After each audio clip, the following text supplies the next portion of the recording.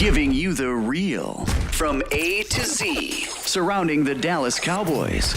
News, updates, rumors, transactions, takes, and more. So strap up, Cowboys Nation, and start your day off with A to Z Sports. Live with Will Steele. 3, 2, 1. Here we go.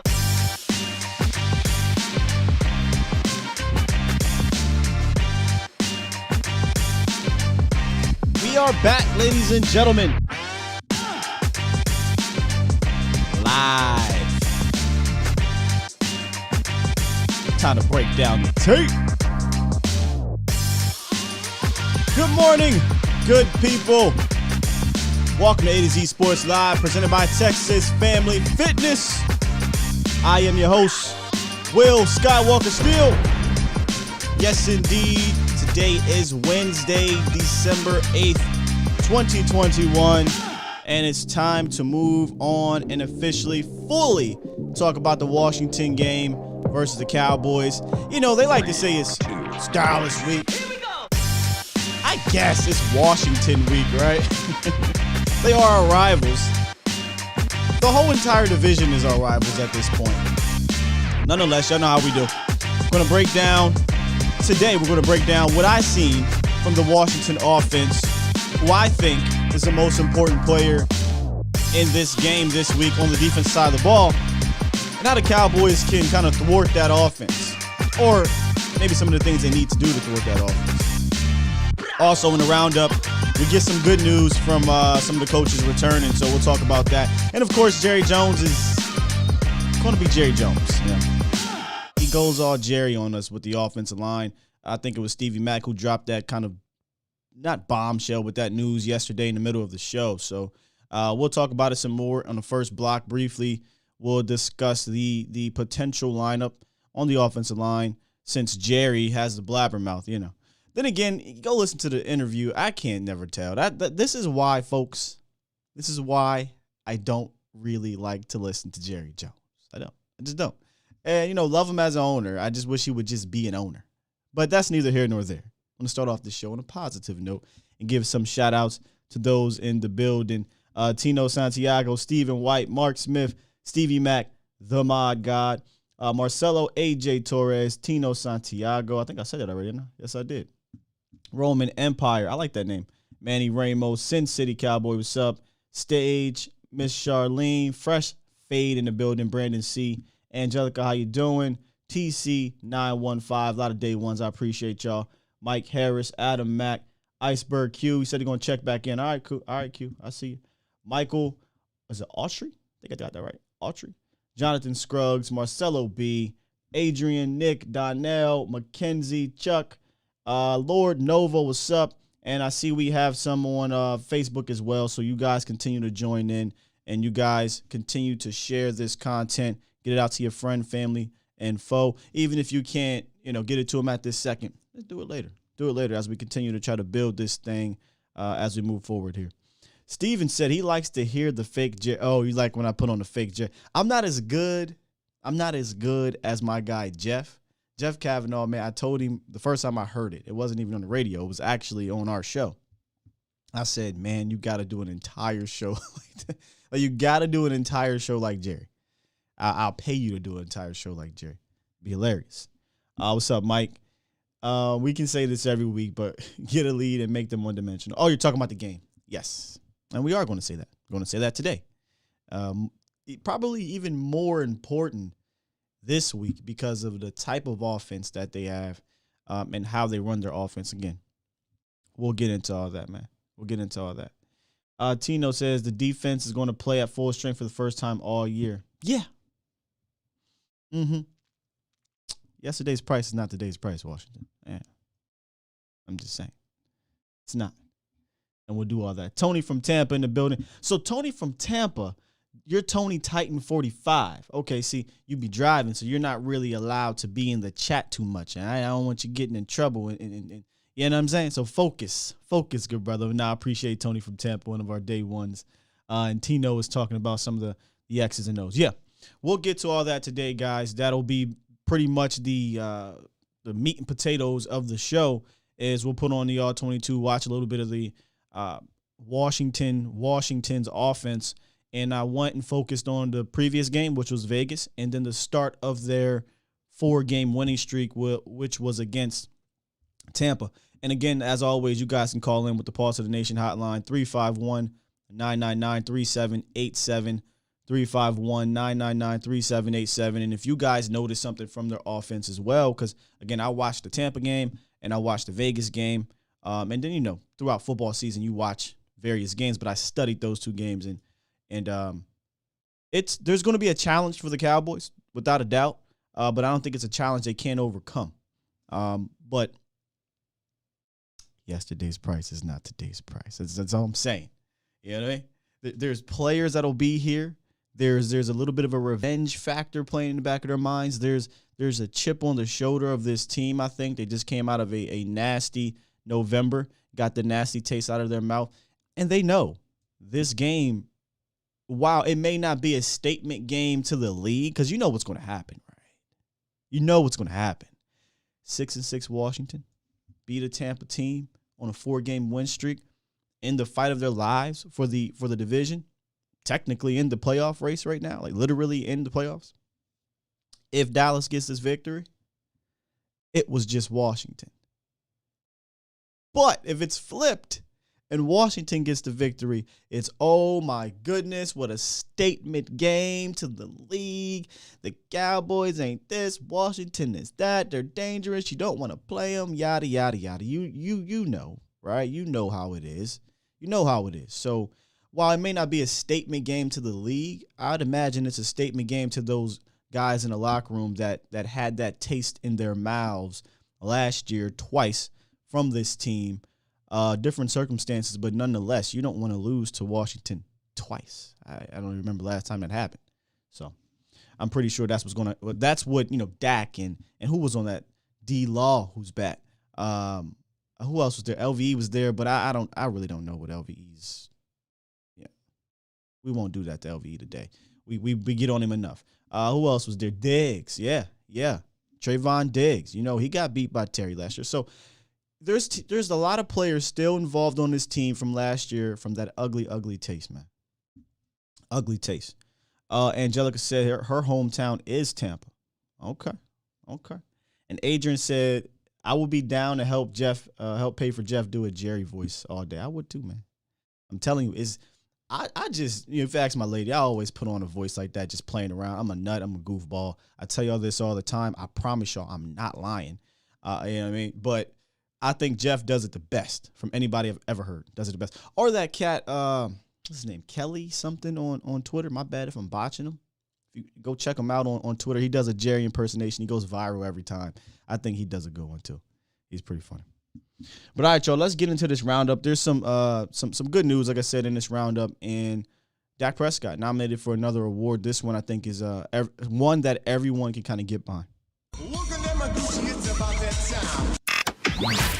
Kelly K. Now, thank you. It's time! It's time!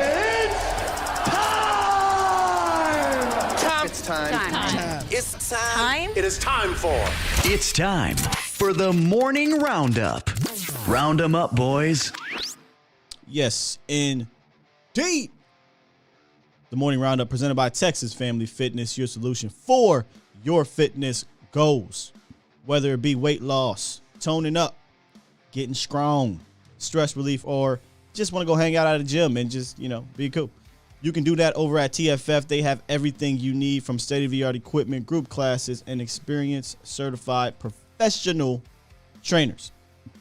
And I always say if you got kids, man, because I know a lot of times, I can't get to the gym, got children, nobody to watch them. That's cool. They have a kids club there with a camera and all that good stuff where you can watch them. So if you're looking to begin your fitness journey, do me a quick favor, head on over to any of the 9 locations or visit TexasFamilyFitness.com and let them know that Sky sent you. Let them know A to Z sent you. And I promise you won't regret it. First up in the morning roundup, y'all, Dak Prescott was nominated yesterday, I think rightfully so, for the Walter Payton Man of the Year. I think Dallas has had a number of Walter Payton Man of the Year nominations that were I think, warranted. I believe Jason Witten was one, Travis Frederick, another, Brandon Carr, things like that. And over the last year or so, maybe even more, Dak has been a mental health advocate. And his Ask for Help campaign is one where he brings to light mental illness and suicide prevention. He's always been open about it, especially what's happened, in the last couple years with his family. For those who don't know about his brother, he passed away from suicide. And I think this is what helped push this, him wanting to bring this to light. And if you don't know what it is, you can just literally Google Ask for Help Dak Prescott. And there's all types of things where you can A, support it, or B, if you actually need the help, do that. Jeff Kavanaugh is very vocal about mental health, and I love that about him. Randy Gregory, Darren Waller, who also was nominated. I appreciate and respect those who are open about it. And if you ever need help, reach out. One of his quotes was, "If I can be a catalyst for conversation to be started for someone to seek help when they are feeling alone, I see that as a great purpose." Well-deserved nomination for Dak, a great cause, and I think it's what makes him a special person off the field. And we talked about Jerry hinting at La'el Collins staying at right tackle. This is per Michael Gelkin, but you can listen to the interview as well. And he talked about using Terrence Steele as that 6-0 lineman to help the run game. And then Jerry also talked about both of them playing. And this is why I can't really fully listen to Jerry.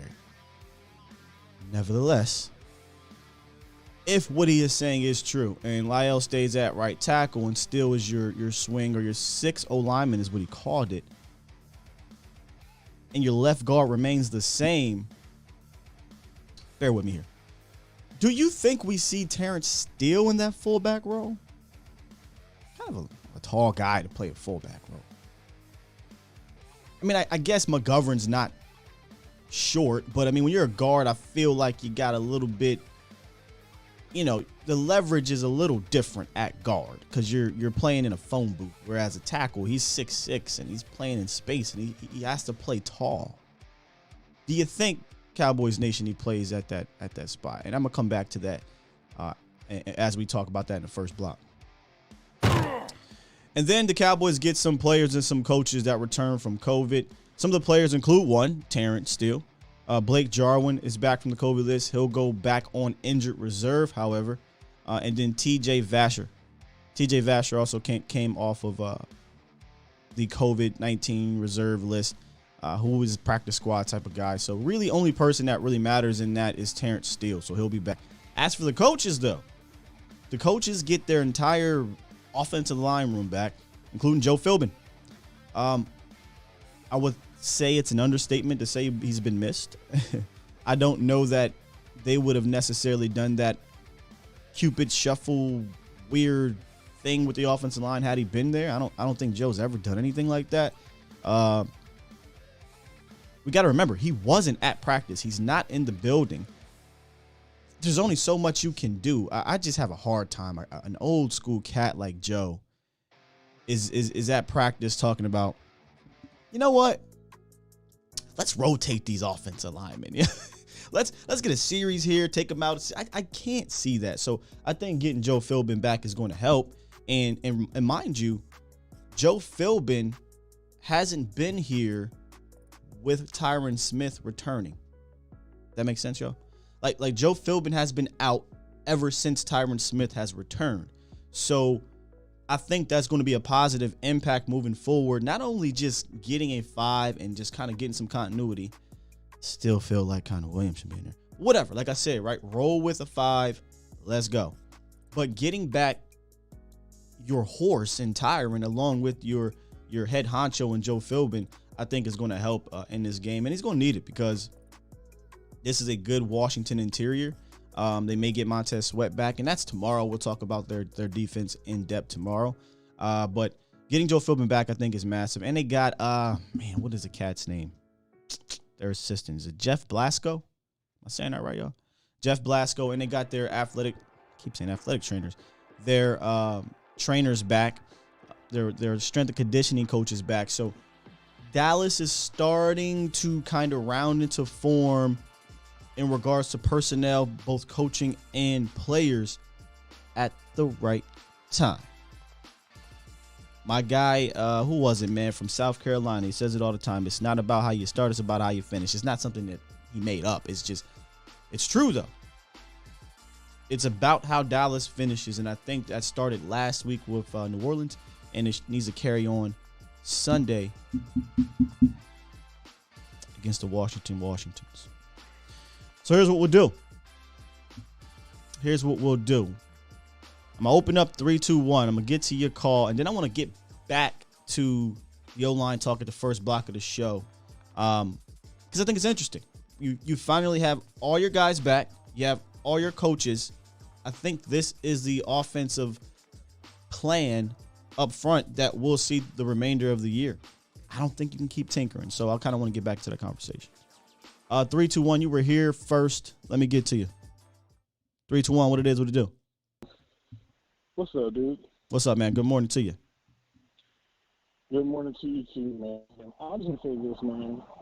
If the Dallas Cowboys need any type of motivation, go back to last year. When we played Washington, that dirty hit that they put on Andy Dalton is the only motivation you need to dominate these dudes.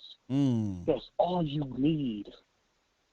Yeah, I didn't even think about that, And think about this for a second. That was mostly backups, wasn't it? There was no Tyron, no Lyell. Yep. I don't even think Zach was in that game, was he? No, he was. I can't remember. But when he got hit, Andy Dalton got hit, no one came to his rescue. No one got upset. It was very strange. And to me, I kind of looked at that like, we knew the season was lost, but I looked at that like, damn, the locker room is gone. Like, they don't even care anymore. Yeah, and I was thinking to myself, like, man, I would just love this would be the game that I would love to see the whole defense show up dressed in all black with a black ski masks on, ready to handle business, man. Ready to take Heineken's soul and his spirit. I would just love this game to be that game, man. I want us to physically dominate them on defense, physically dominate them on offense. That's just the way I feel about Washington this week, man. I can't stand them jokers, bro. I can't stand them. They're a tough, gritty team that has a tough, gritty quarterback. I don't think it's going to be easy by any means. I think because of the type of quarterback they have, he's basically kind of their leader by default. He just doesn't give up. He's one of those, in the movies, just always those cliche scenes where the little man gets hit and he just keeps getting back up, and the bully says stay down. That's basically who Taylor Heinicke is. He's the little man that don't just stay down. Well, guess what? We're gonna have to go and keep him down. He will stay down this Sunday because we're gonna keep beating him down, keep smacking him in the mouth, and that's all that's gonna matter. Because, like I said to Law yesterday, I think the final score is gonna be 31-13, Cowboys. I like it. I hope you're right, bro. Hey, appreciate the call, man. Yes, sir. Go Cowboys. Indeed. Love the score. Let's hope that's what it is. So, AJ, thank you because and I'll reach out to Brian personally and get a little bit more information on this. AJ said, Broadus says he has whispers, and his whispers usually are pretty good. That in the facility, that they believe that it could honestly be Steele at right tackle. And that's why I said, if you go listen to the Jerry interview, he hints at LC, but then he also says, well, we don't really want to talk about that. They both can play, yada, yada, yada, right? So I don't think there's a definitive answer. There clearly isn't a definitive answer. And we talked about yesterday when actually the news broke that could this be some gamesmanship? Okay, if it's gamesmanship, cool. But whatever they decide to roll with on Sunday, can we just stick to it? Yeah. Can we just stick to it and let's try to gain some continuity? I know that's the buzzword, and I know the Cowboys technically, if you really want to be fair, they kind of had to go away with continuity due to injuries, due to COVID, right? Lyell's out, and Lyell's back. Steele's out, and Steele's back. Tyron's out. Tyron's back, right? So I get it. I mean, I get it that the continuity's kind of been affected by things out of your control. But now everyone's back. You got to figure this out. We can't constantly play. This is the one position you don't do that with. So something to keep an eye on. I'll reach out to B and see if we can get some more concrete answers on that. If he doesn't go on at 2:00 on 105.3 and talk about it himself. So something to keep an eye on. It could be one of those things where I think it was the Raiders game. Excuse me. The Raiders game, we all expected LC to be the guy, and then literally at about an hour before kickoff, Terrence Steele's starting. So let's kind of keep our eyes on that. 409. What it is, what it do? What's up, man? Trying to make me some copies, man. Get my class and work for today. Oh, so you gotta get this. Period. You gotta get this quick call in before you get back. Cut some little badass kids out, huh? Nah, I got a good little 45 minutes, man. But shoot, man, I'm feeling pretty good, man. Feeling all right. I'm feeling very confident. And let me tell you what. We've been dealing with a lot this past couple of weeks. You talk about all the people who've been out, coaches. Yeah. You know, Scott, like as great of ingredients as shrimp and sausage and chicken and okra when you put it in your gumbo, right? Sure. What's the gumbo without the roux? What's the gumbo without the sauce, Scott? It's like soup. Just the plain, you know what I mean? bland soup. It's bland, you know, and I think we're getting all our roux back this week. We're getting all the ingredients back for the roux, and we're actually getting some spices that have been on the shelf that we haven't been able to use. And when you put all these spices together, man, when you get Gregory, when you get Lawrence, we have not seen those three, and Parsons, we have yet to see that. We still don't know what that looks like. We don't know what having those guys plus having, your 2 wide receivers. We don't, but we're going to see it this Sunday. Yeah. And I heard. I understand everybody's hyping the Washington machine. And here's the thing. The people who are saying that we need to be the most concerned were the people who were pumping their chest out, talking about how Washington had this division in the bag. And now that Washington is 2 games close, these people are like, oh, yeah, there was some validity to the things I was saying. No, there wasn't. There was no validity to anything. Everybody was talking about how the Cowboys had no shot at the division. But now that the pendulum is kind of swinging back, everybody has their chest pumped out again. Yeah. And, they got some of our fans who are kind of cowering like, oh, well, maybe we should be. I ain't being humble. Because at the end of the day, we blew out our division. Washington have they lost a division game, or they've won both of their division games? I want to say they beat the Giants and Eagles, if I'm not mistaken. But they barely beat the Giants on a lucky call. All right. Because what was it, like 2 weeks ago, it was the Eagles we should be worried about. And at the beginning of the year, it was the Giants had the best chance. Come on, man, stop. And I understand there's 5 games. I mean, we've seen this happen before. We've seen the Cowboys, Tony Romo Cowboys, 2 games up in the division, and they lose everything. And I get it. But this team, when at full strength, I mean, this team has been playing well even at just being challenged. This team honestly has overachieved. The Cowboys, or you mean Washington? The Cowboys. Oh, okay. In the sense of the injuries that we've sustained and the games that they have been able to win. Right. With your quarterback. You know what bugs me the most? And again, I gotta stop always bringing light to things like this. Is when people go on national TV, they can create narratives. They can drive the pulse. And that's why I jokingly say pulse of the nation, because I truly believe we are the true pulse of the nation, not just Cowboys content creators, but you fans that also tune in as well, because we're going to talk about the real. We're going to talk about the intricacies of the team and things like that. But I listened this morning, and the first thing I heard was, oh, well, good teams find ways to win without certain players. Dallas hasn't done that. And I'm like, this is why I don't like to watch y'all.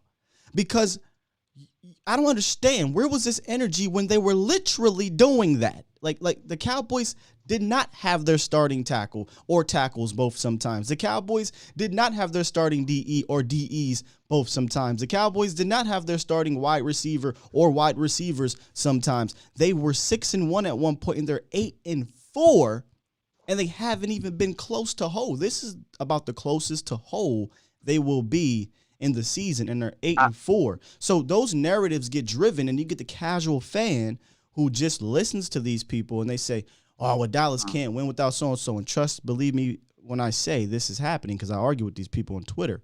Well, Dak or Dallas can't do anything without their players. Excuse me, sir.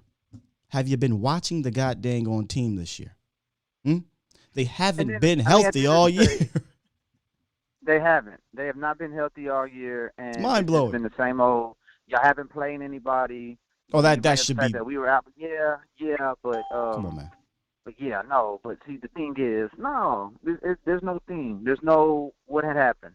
At the end of the day, as a fan base, we have not seen the collection of talent that's about to be put on the field this Sunday. We have not seen this. Yeah. When we had dominant O-lines, we had guys like Jeremy Mincey and Benson Mayowa coming off the defensive end.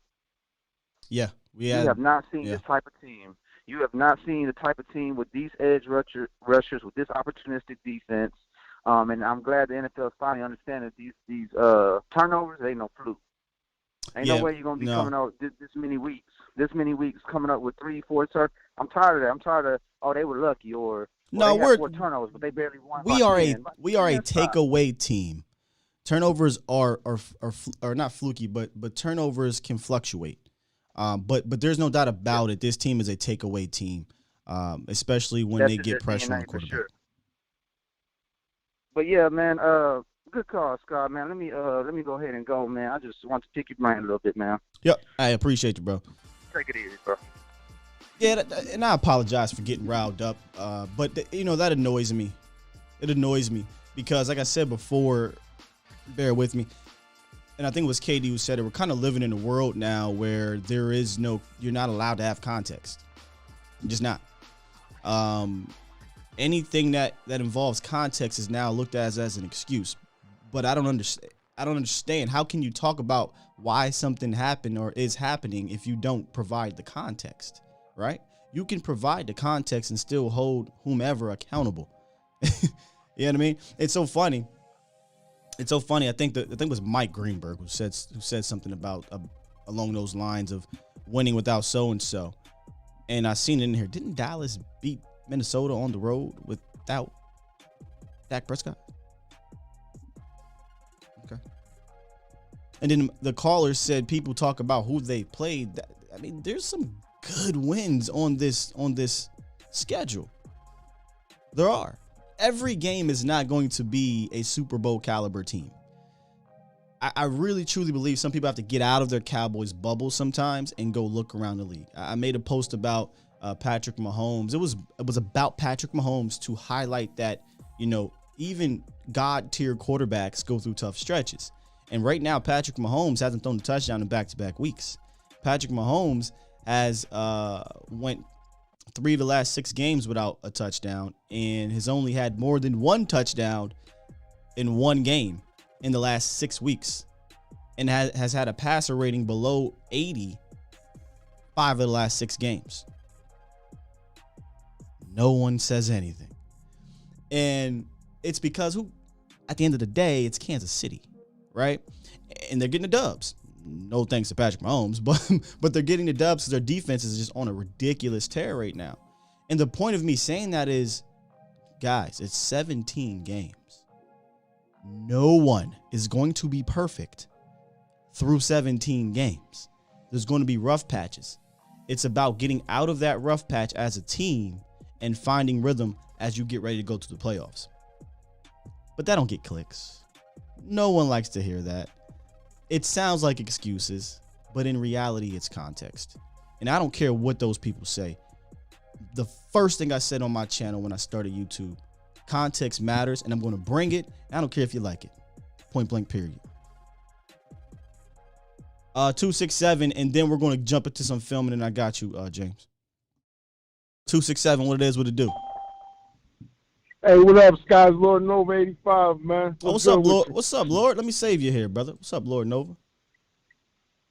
I ain't about nothing. I'm just calling them keep 100. Like, look, Sunday, we just going to lay the SmackDown on, like The Rock say. They going to get checked into the SmackDown hotel, and it is what it is. Like, we going to play the team. We play the teams that's on the schedule. We don't control the schedule. All we got to do is go out and get the W's and make this playoff push.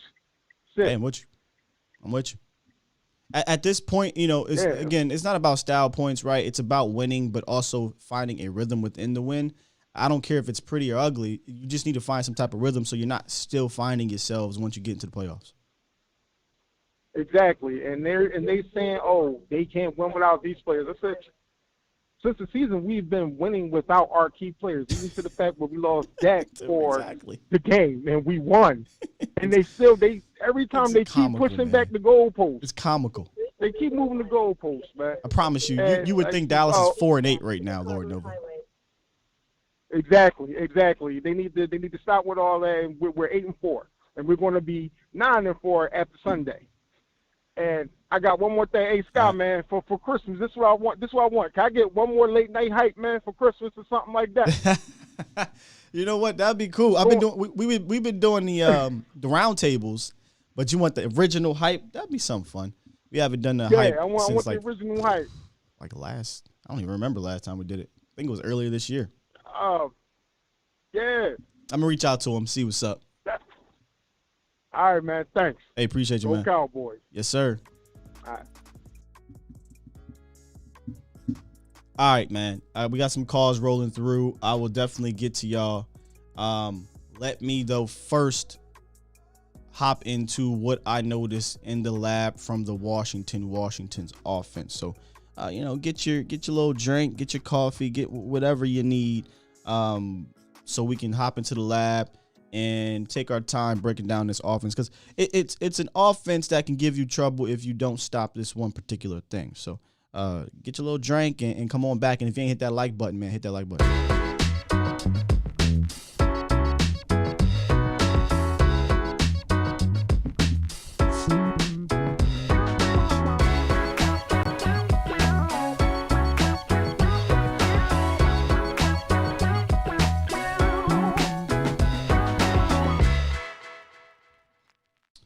All right, man. Washington's offense. Let me just say this. There's a little jealousy on my end. I'll tell you why after you see it. There's a little jealousy on my end.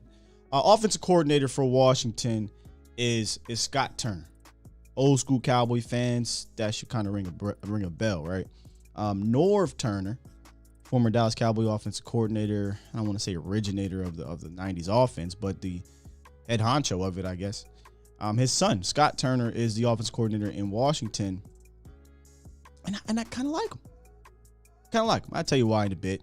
But if you look at their total numbers, it's not like they're this overbearing offense. They're 20th in points per game, 20th in yards per play. But where they beat you is with time of possession. And in one game, I think it was Seattle, they held the ball for 41 minutes. It's because they're a running team. And if you allow them to control time of possession, they can do so. And they've been doing so 3 of the last 4 weeks by getting out in front of teams. They've scored first in 3 of the 4 games, which allows them to control tempo. And when you look at the actual offense itself, again, like I said, it's mostly a running offense. They run the ball the 9th most in the league, which allows them to play keep away. They're not a high flying though, and we'll talk about that some here. But again, when I said I'm a little jealous because I absolutely love their run game concept. I'm sitting here watching these games, and I'm like, well, Kellen, why don't you steal from this? I know we talked about it, making things easier for your offensive line that's struggling or a struggling run game by getting Dak involved a little bit more in some read option stuff, but there's other ways as well. And some of those ways is with pre-snap motion, post-snap counters, and horizontal movement. And they do that a ton. They have a concept that's purely, in my opinion, related to scheme and it's embedded within their passing game. Their offensive line is not a bunch of big names. It's not. They're actually injured up front. But they play well because they're, in my opinion, they're coached well and they're also schemed well. Make no mistake about it, though. This is, like I said, an offense that's predicated on the run game. They want to establish the run. They want to work play action off of the run. A lot of pre-snap motion. And even at snap motion to create space for Gibson, who is a really good runner. I mean, we should know that. He killed us. He's a really good runner. It also creates windows for Heineke. And that's what, again, Heineke is best in play action. That's why they run so damn much. But again, I respect their creative run game concepts. I hope Dallas is watching this and Dan Quinn is like, yo, steal some of this, man. Steal some of this. But if you look at most of their run action, it has some sort of backside block, misdirection, trap, pull, something. You hardly see the same run action in the same series because they have a lot of things they can pull out of it. You're going to get a ton of window dressing. And before this year, I might have been a little bit worried about that. And I still kind of am, and we'll talk about it. Last year, they killed Dallas. This is what I mean by window dressing. Did you see how Devin White and Levante David, they shift slightly due to the at-snap motion, and it creates that lane?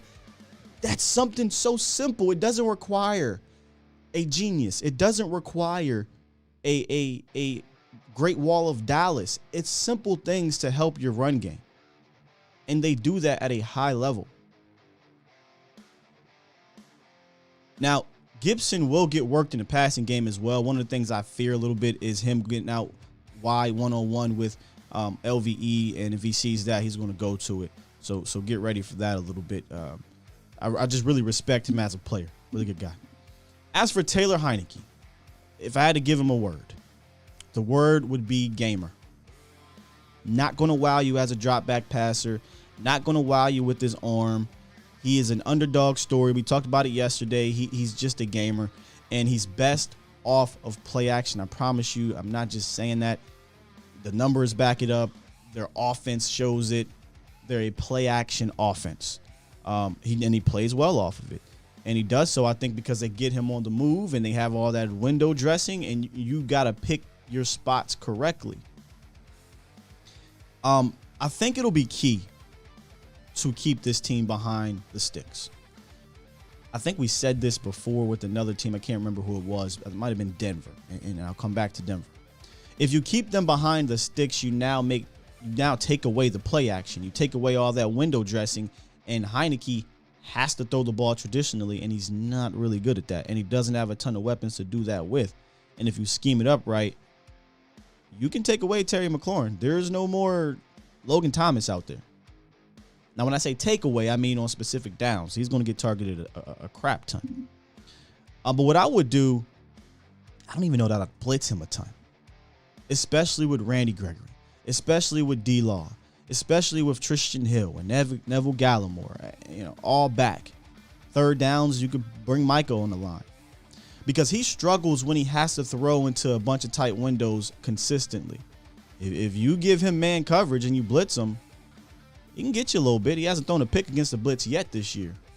But he's thrown all 11 interceptions when he hasn't been blitzed. That doesn't mean you don't blitz him. I'm just saying, you put more players in traffic, the harder it is for Heineke.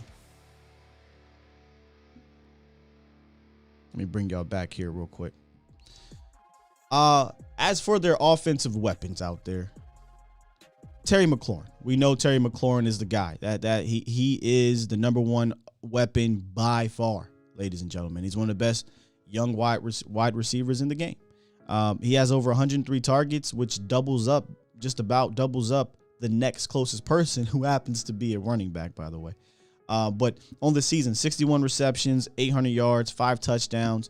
And because of that play action type of offense, he's usually the number one go-to guy on just about every passing play, unless it's a designed passing play to J.D. McKissic. And I bring up J.D. McKissic because he's second on the team in targets. He's a running back. They do some very unique things with J.D. McKissic and Antonio Gibson on the field at the same time. again, jealous. Why are you jealous of Washington? It's more of a football junkie type of thing. I'm jealous schematically of what they do because I think the Cowboys have the personnel to do those things, but Kellen just doesn't. The way they use Gibson and McKissick is the way that Zeke and TP could be used. Hell, if you want to rest Zeke, Clement and TP could be used. Seriously. But J.D. McKissick, if he plays this week, he was out last week due to a concussion. If he plays this week, it's another weapon you got to worry about. Very, very underrated. He has 52 receptions, though, and they're going to try to match him up on your LVEs, on your Keanu Neals. Feel better about it being Keanu. On your Micah Parsons, because Micah's going to be back at linebacker. But we'll keep an eye on if he'll be back. Other weapons, Adam Humphries, sneaky slot guy. I don't think he's going to. What's the cat's name from the Raiders, y'all? Who got the Cowboys real bad? Now it's slipping my mind. Forget his name, but that slot receiver, he's not going to do that to you. He's not going to get downfield. He's not as good as him, but he's in that mode of kind of a Beasley, in a sense of Beasley's going to beat you 10 yards and in. That's how Adam Humphries is going to get you. And he's, since Logan Thomas has been out, since Ricky Seals-Jones has been in and out of the lineup, Renfro, thank you, Renfro. He's kind of been that third or fourth option that they go to. Appreciate y'all. That's why I love y'all, man. Y'all keep me on my toes here. Andre Carter, we briefly talked about him yesterday. He's more of their yo-yo. I call him their yo-yo guy because they use him on those back and forth east-west. He's going to go in the backfield, go right, then come left. I hate to call him a gadget player, but he's kind of does that. Here's one right here where he yo-yos all over the place. These things like that, these concepts stress your linebackers. They stress your safeties, and they're going to use him in that manner. But I think he has a few touchdowns, and there's one right there. So they don't have one particular guy outside of McLaurin in the passing game, and they're not really a downfield passing offense. They're a run the ball, play action, get it out quick. But obviously, if they get across the 50, they'll take their opportunities. But they're not a downfield offense at all, which is why I might load the box a little bit on these guys. But it's going to be very, very important to be disciplined because a lot of that window dressing, all it takes, you give them an inch, they'll take a mile. So it's going to be very important to win up front. And like I said, getting Neville, Tristan back, it'll help Osa be rested. And they should hopefully be able to, at the very least, stalemate that front. On passing downs, I feel very confident. But on run downs, we're going to need that defensive line to get disruptive penetration. Sometimes I use it against you with those traps, but we got to get them to be disruptive. And I think the key, and I said it, the most important defender, the title says it, the most important defender, ladies and gentlemen, Micah Parsons. Micah has been a menace. Micah, he has been pretty much an eraser, as my guy Jesse likes to say. The east-west window dressing stuff hasn't really gotten to Micah Parsons as it did in college. But this may be the most that they will have seen since Denver. And we remember what happened in the Denver game. Now, no D-Law, right? Things like that. And you hope they would learn from that game. But it's going to be very important for Micah Parsons to be on it on Sunday from the linebacker position. And yes, I would put him at the linebacker position because he's your best bet to stop this run game, in my opinion. So there you have it, man. Some of the things that I noticed from the games that I watched with the Washingtons. I always apologize for going on and on, but I like to get it all out without being interrupted so that you guys can kind of hear and see what I noticed from when I watched the tape. You guys can go back as well, and if you guys see something, like I said at the beginning of the show, y'all let me know some things you noticed from the Washingtons, and we can talk about that too. So let's hop back into the phone lines. I got Los on the line. What's up, Los? What up, Sky? God bless. Hope your morning is good. Good morning, brother. Thank you. Good. Just one quick. When I was watching film, you pretty much hit it. Washington offense is based on time of possession and hitting those big play action passes. And it's kind of similar to those 2014 Cowboys. They're going to rely using Gibson as to keep running that clock, because I think the last thing they want is Cowboys to see the field with CeeDee Lamb, Mark Cooper, Schultz, Pollard, you name it. So look for just trying to run the possession. Yeah. Redskins haven't been that monster on defense like they in the past. However, we can't allow them to feel like they can match up with us and play to their level. And I guess we'll hit on that like maybe tomorrow when we talk about Cowboys offense. But I will say this. Seeing that Kurt Warner breakdown, I see Dak Mental's clock game has been a little off. Yeah, he doesn't trust his line at all. Yeah, just because I don't know if it's conspiracy theory time, but I feel like he doesn't know who's blocking for him at times. As in, like, damn, is this week, am I going to be good from my left side or am I going to be good from my right side, et cetera, Well, you'll notice, you'll see where there's some nervousness. It ain't on the right side. It's from the left side, and we know what position we're talking about, which is why I would like to see somebody else in there, but that's neither here nor there. And I feel like Dak's going to clean that up watching the film. But like I said, we just can't allow that young Redskins defense feel like they can get hot, especially Chase Young. I mean, bro, Chase Young Chase Young's out for the season, my man. He's been out for the season for like the last month or something. Yeah, he tore something out. ACL, correct? I forget. Yeah, their defense, which again we'll break down and talk about tomorrow with the Koye. Their defense has been more of and I use this analogy a lot. It's more of like a Syracuse zone defense where not a whole ton of names, but they move fluently. And when I say that, I don't mean a literal zone. I just mean everybody's doing their job. There's not a ton of Pro Bowl names up there besides the interior. But everybody is doing their job and doing it at a high level and playing together and collectively, kind of similar to when the Cowboys played Carolina. Carolina had a collective group of some talented players, but no overbearing Pro Bowlers, but they were just playing at a level together that was some of the best in the league. But then, they ran into the Cowboys. But this may be a little different because Dallas is still trying to get in a rhythm with their guys back. But again, I will detail that tomorrow. But the Washington defense has been playing really good ball, and Dallas is going to have to get up on those boys and come out and show them that yesterday's price is not today's price. Exactly. My last thing, man, is, we're going to smoke all these 5 teams these couple of weeks. The only way we're going to lose one is if we allow the team to match up against us. And I really do feel like the Cowboys are going to smoke the out of those Redskins. I ain't going to lie. They want us. They got that. They're probably going to get that 40 burger, and they're probably going to get like a 10 points, honestly. Dallas needs, I don't, style points, whatever, man. Win is a win. But I ain't going to hold you. I feel like this team, this offense specifically, needs a game where it all clicks. And what better game than this game? What better game than on the road against your division rival? I think it's going to be an ugly weather type of game. So hopefully, the run game finds itself. But what better game than against your division rivals to kind of put the clamps on the division? They need that game. They need to get their swagger back. And I talked about how the Chiefs, granted, they really didn't get their swagger back either offensively, but the analogy stands where Travis Kelce said after the Raiders game, yeah, we felt like we had our swagger in that game. We had fun, things like that. When's the last time Dallas has had fun on offense? It was the Atlanta game. You know what I'm saying? And that was in the middle of a bad run. So they got to get back to doing that, man.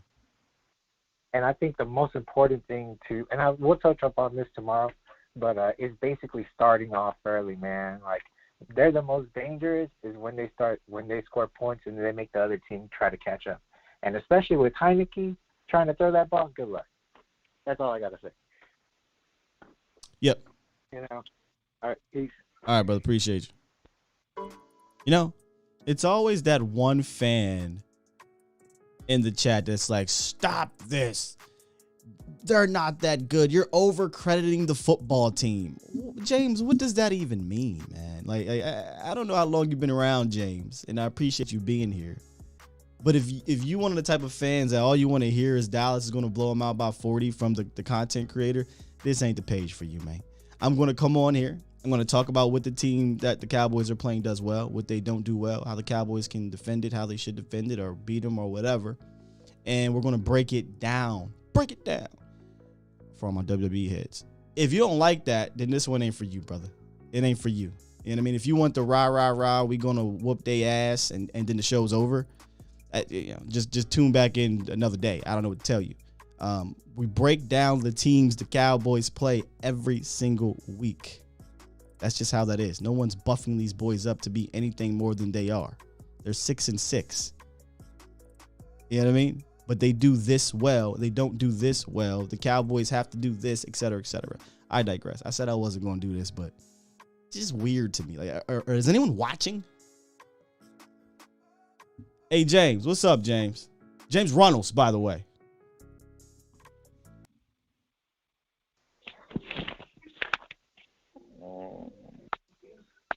James Runnels. James, you there? All right. He's not there. So let's go to 215. Hey, how you doing, Will? I'm good, man. How are you? I'm good. Happy Wednesday. Calling from Philly, the 215. Mm-hmm. How they doing up there in Philly? They still think they got the division? Nah, they settling down. Okay. They settling down. Just checking because The sensible ones, Stephen A. put that narrative out years ago after he realized that he couldn't be a Cowboy player hater. He put the narrative out to fan, how we always think we're going to win a Super Bowl. Basically, that was the Eagles fans. Years and years, and I'm 55 years old, and the Eagle fans did that every year. Oh, we're going to win. We're coming back. So Stephen A. turned that around and made it look like it was a Cowboy fan thing. But, the real ones with knowledge, they know they're almost out of this. Gotcha. They almost, yeah. A couple of things I don't want to rehash last week, but I want to talk about this week. But sometimes you have to rehash, to go back to move forward. But a couple of things before I get into something a little bit more serious. I just want to give shout out to 17 Malik Hunter with that block. If it wasn't for that block, Pollard wouldn't have broke that. And I don't think he got enough props on the medias. On the platforms. What do you think about that block? No, it was beautiful. You're right. I'm glad that Michael Gelkin, the beat reporter for the Cowboys, Dallas Morning News, he highlighted Malik Turner. And Malik Turner for his whole career has been kind of that utility player, the special teams guy, the wide receiver that does the dirty work. He actually has a season where he's got a few catches and things like that. I thought if something were to happen, again, with the wide receiving core, and even if not, he's kind of playing his way into gaining trust with the offense. And I think it was Dan Quinn who talked about, and I'm going on defense, who talked about boss man fat. He said, there's going to be times where it's not your time on the actual unit, but where you can make your name for yourself and gain the trust of your teammates and coaches, as special teams and dirty work, blocking, things like that. Malik Turner has done that for the last month and a half. Block punt against Denver. He sprung Tony Pollard against the Raiders in regards to that kickoff return. He sprung Tony Pollard in the Saints game. He made some good catches in Denver as well. So I kind of would like to see Malik. If you got to throw in Noah, I'd rather kind of see Malik Turner. Yeah, I agree. And I also agree with. I'm pretty sure we all been saying this, but for the last couple of years, especially this year. Like you said, I need some motion. I'm tired of seeing them just go right to the line of scrimmage, call the play, whether it's a kill play or whatever. No motion, no trap blocking, no pulling. It's driving me crazy, man. It's driving me crazy. I don't understand. You've been listening to me, man. My mind's I'm puzzled. Because it's not difficult. I'm not a coach, man. I stayed at a Holiday Inn, but I'm not an offensive coordinator. I don't draw plays. I don't do any of that. I barely even play Madden anymore. You know what I'm saying? Right. It's just that right. I feel like these are simple things that can help a struggling run game, and they don't do it. And I'm wondering if that comes from, I hate to even say this is a coaching tree, but because he's from the Jason Garrett coaching tree, the Scott Linehan coaching tree, that there's a little bit of that. I don't want to say old school, but stubbornness in his right. scheme. I don't know, which is weird, right? Because he comes from Boise, right? He comes from college. Exactly. He's young. He's a millennial, right? So you think he'd be hip to all this stuff, but it's only when he does the razzle dazzle. Well, you know what I mean? So I just need to see him kind of get back into his bag that he was in the first 5 or so weeks of the season. He was doing a lot of those different things and moving guys around. I did a lot of drive of the games, and probably every single last one of those drive of the games, maybe not the Patriots one, there was some form of pre-snap motion that had purpose, not, hey, you just come over here. That does nothing. Right. So, it looks like this isn't Kellen, yo. So, I mean, what I mean is Kellen's not going to do all that stuff. Kellen is who he is. And if that's the case, then these guys are going to have to execute at a high level because it doesn't seem like we're scheming things open. Right. There got to be some more compartments in that bag. There got to be a zipper compartment, a button compartment, a little snap pocket. Got to be something else in that bag because he's not giving me much. He's not giving me much at all. But before I go into something serious about Jerry Jones, 2 quick things. One, I love what I saw with Dak Prescott. I thought looked like he was getting rid of the ball quicker last week. Looked like his decision-making was a little bit quicker. He wasn't holding on. When I say holding on, I just mean like he looked like it was just coming out of his hand a little quicker and crisper last week. Although he did miss, everybody said, why did he go to Zeke in that pass? I know we all hate seeing Zeke go out in that wide receiver slot and they never throw it to him. I think that one time when Kellen drew it up for Dak to throw it to Zeke, he was in the slot on Lattimore, and Dak he just missed him. He threw it behind him. Isn't that funny? And those are those. He actually had the leverage, but he didn't. He missed the throw. But I still hate. Like, why are you sending him out there on one leg? Right. I didn't like it. Right. But he was open though. He was. But he had him. Yeah. But he had him. And I want to see Parsons look like Palomalo this Sunday. I just want them to put him all over. But the last thing, I don't want to keep you. I'm a little concerned about Jerry, how he's treating Zeke. I think people need to call him out, asking him questions about the line and all that. I don't even know I'm in Philly, so I don't know what radio station that is. I don't know why they give him so much time. Well, but for Jerry to say last week he didn't notice. Yeah, but for Jerry to say that he didn't notice Zeke limping. Oh, I didn't see that. He said whole that? world, Stevie Wonder. I said that on the lines. I did it on Votch lines. I said Stevie Wonder can see Zeke limping. Ask DeMarco Murray what Jerry did to him. He ran him into the ground and then let him go. What I'm concerned about is Jerry. We all know he's old school. I won't use the word, but it's one of those things. I'm paying him. He's going to play. Opposed to using his brain, what little bit he has, and rest this young fella for later in the season in the playoffs. Why is he dogging this man? I know why, but why can't people pull him aside and say, Dad, Uncle, Granddad, let's rest Zeke for one. You had 10 days. Give him another 7. Clement can come in. Now Zeke has 2 full weeks to rest. Somebody needs to call Jerry out on that. Can somebody do that in Dallas? No. I don't even have. I don't have it up here. I took it off my soundboard, but there's a couple of sound bites I had the last time a radio guy kind of got a little chippy with Jerry and pushed him a little bit. He was like, get your damn act together. I don't like your attitude. He ripped them apart in a way. And no, they can't check Jerry because Jerry, he's like the mob down here. And I hope YouTube don't get me, but. He like the mob, man. Jerry got pulled at 105. They're the home of the Cowboys station. If you piss Jerry off on the radio, you think he don't got the pull to be like, hey, I don't like Shan anymore. He always asks these questions that put me in this situation. Get him off. You know what I mean? So nobody's really going to push Jerry Jones. And they can't take him off the radio because that's his spot. And it does well. And same with Steven. But I think I'm noticing a pattern here. Mm-hmm. Ezekiel Elliott is paid, like you said. Dak Prescott is paid. He's come out now in back-to-back weeks and is like, oh, no, these are my guys. These are my guys. Here's what needs to happen, or here's what's happening. Jerry, shut up. Like what are you doing? I mean, he essentially threw his wide receivers under the bus yesterday, y'all. I don't know if y'all noticed that. Yes.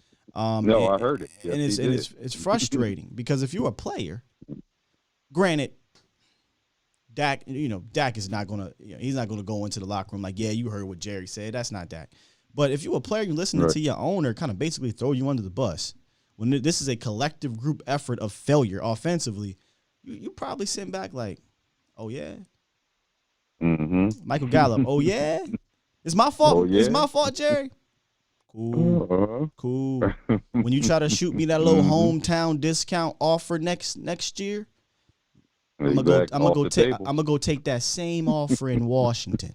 You know what I'm saying? Exactly. So Jerry. Exactly. That's what Beasley. Remember Beasley? Our what was our wide receiver? Yeah, Is it Beasley? Beasley left and said, they up there making calls at the front office. They are dictating this and that. Yeah. He gave up the tapes, which we all knew, but I was so glad somebody finally spoke up. You know. But yeah, it's just as you know, as a lover of a running back, I'm old school.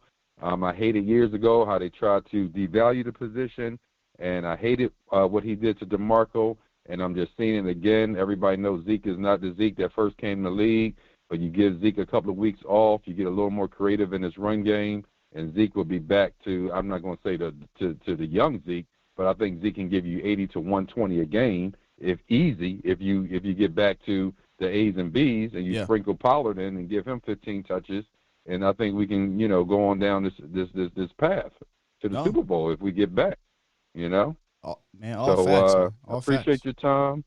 Yeah, appreciate you, young fella. Appreciate everybody else, the Vouchers and the Laws, and you guys keep doing what you're doing. One love. Thank you, bro. Appreciate that. Great call, man. Great call.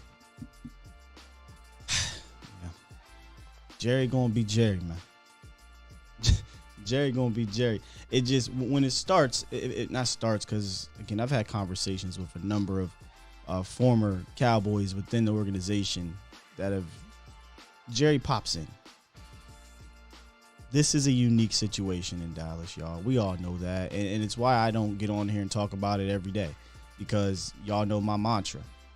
This is what you got to deal with as a head coach. And then it trickles down, it's Jerry. So, okay, Jason, this is what you got to deal with. And then the players are dealing with Jason in regards to, he is what he is. It's like, okay, players, this is what you got to deal with. You got to overcome it. Now it's Mike, who I like better. But this is what it is. You got to overcome that here and that. And that's why I think when it does happen, when there is a parade downtown Dallas, a few minutes away here, I think it will be the greatest feat in the Jerry era. Seriously, because there's a cap, there's social media, there's Jerry, big Jerry, even more Jerry. There's just a lot that comes with Dallas now, even more so because of just the world progressing. That I think when it happens, it will be the greatest feat in the Jerry era. What y'all talking about here in the chat, man? Prime time. Our big stars are all in a contract with the bread. If you notice, or trade them until at least another 2 years. Yeah, I don't want to talk about trading and stuff like that. That's off-season talk. There's going to be cut candidates. We talked about that last year and things like that are worthy of the discussion depending on what happened in that year. But right now, you got all your horses right now. Go win the damn thing. So I look at it. All right, James, let's see if we got you for real this time. Got you, brother. Got you now. What's up? All right. That's what's up. My bad. The phone did something weird. It was like, hey, press this if you want to unmute. I pressed it, and then I was muted. Yeah. So I unmuted you, and then you muted yourself. Yeah, I got you. I'll unmute you. You just hang tight. Okay, I got you. Yeah. So, that last caller, he must not be from Dallas because Jerry Jones is the man. Yeah. Like, before they put a statue of the governor up, they will have a statue of Jerry Jones somewhere in the DFW area, And just to piggyback off what you were saying before, if Jerry Jones wins the Super Bowl in this social media area or era, he already is the richest NFL owner in all the league. If he wins that Super Bowl, oh my goodness. Like, how much money they're going to see. You know what I'm saying?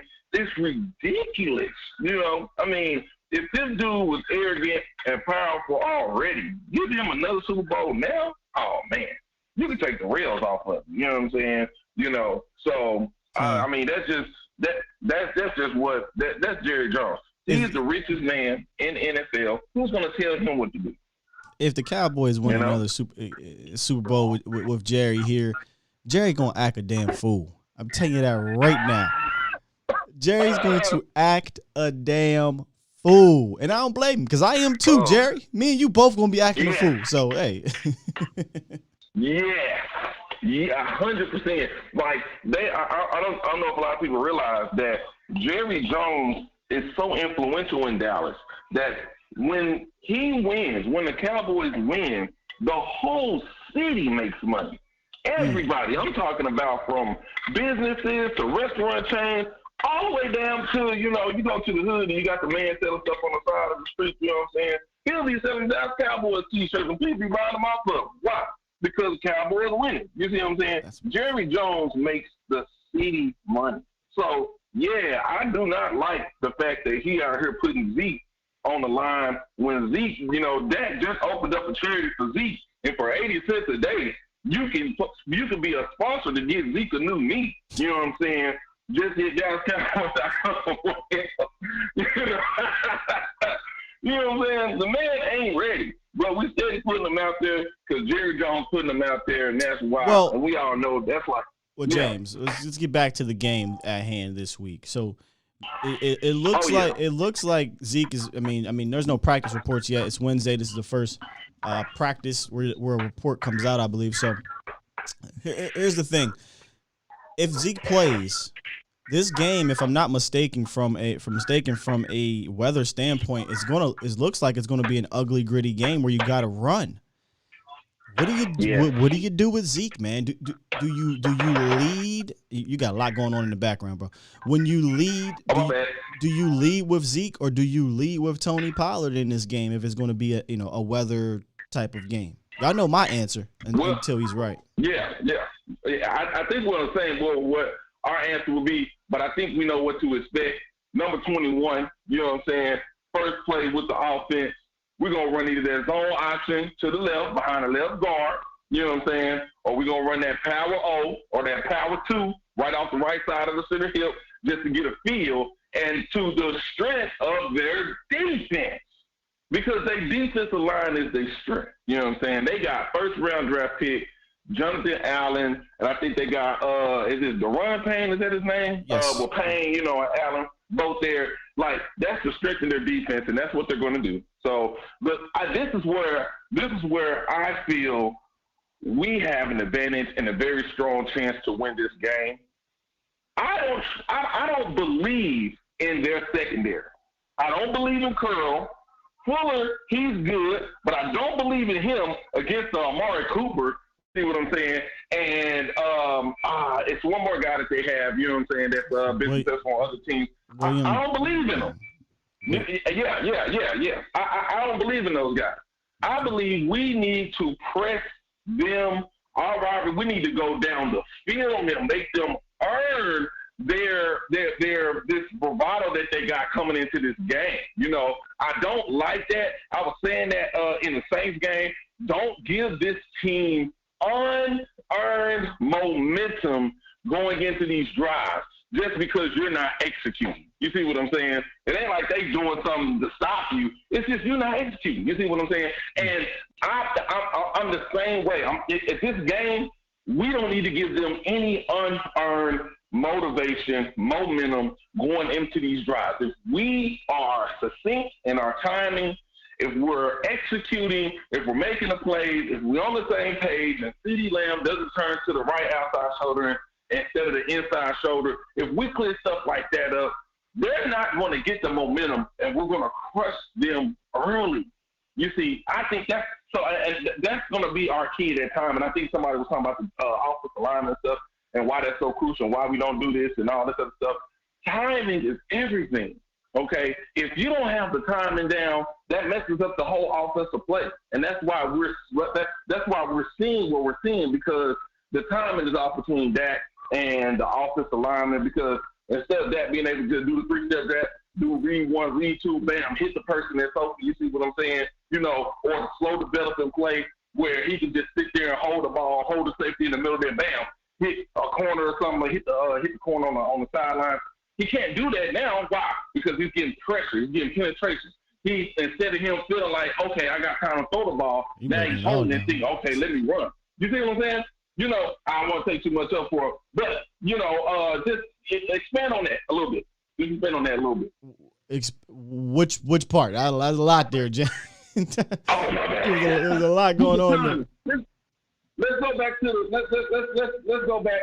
Because here's my thing. I'm trying to find the weather report because I think that plays a major factor. I'm not one of those dudes that's trying to go into this game throwing the ball a whole bunch in a game that's going to be raining.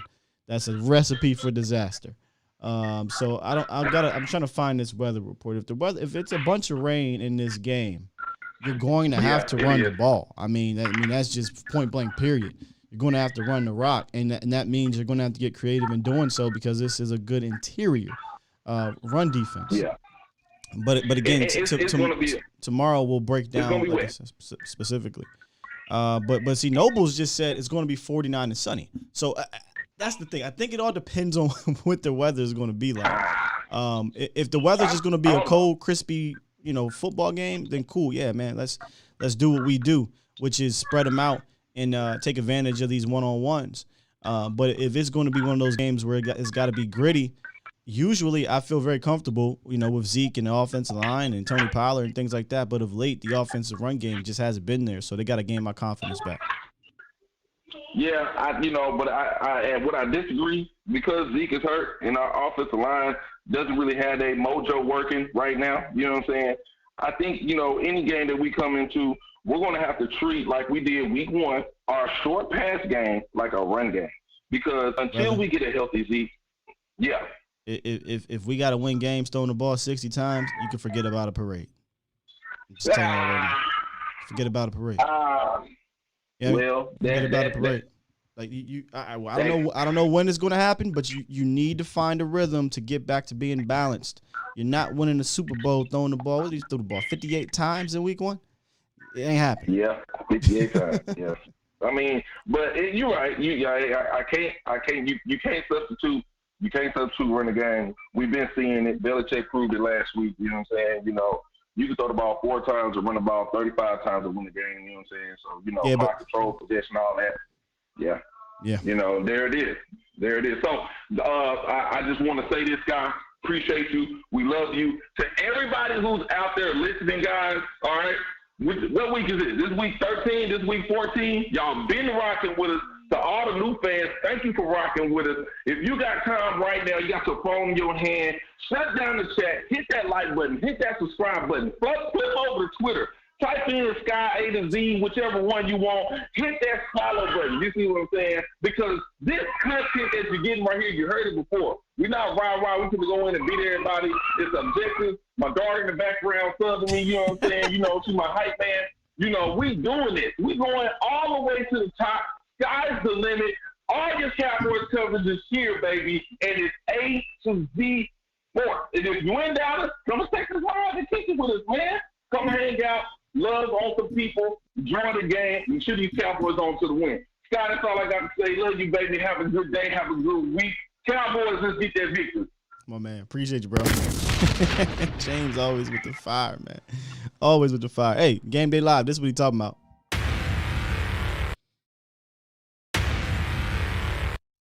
Where else you want to go? Won't nobody do it like us, bro.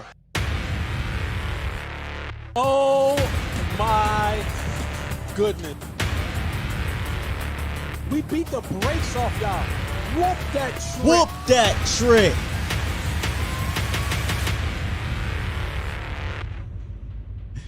Oh, I love Game Day Lives, man. I have a lot of fun. A lot of fun. A lot of work, but a lot of fun at the same time, man. A lot to unpack there.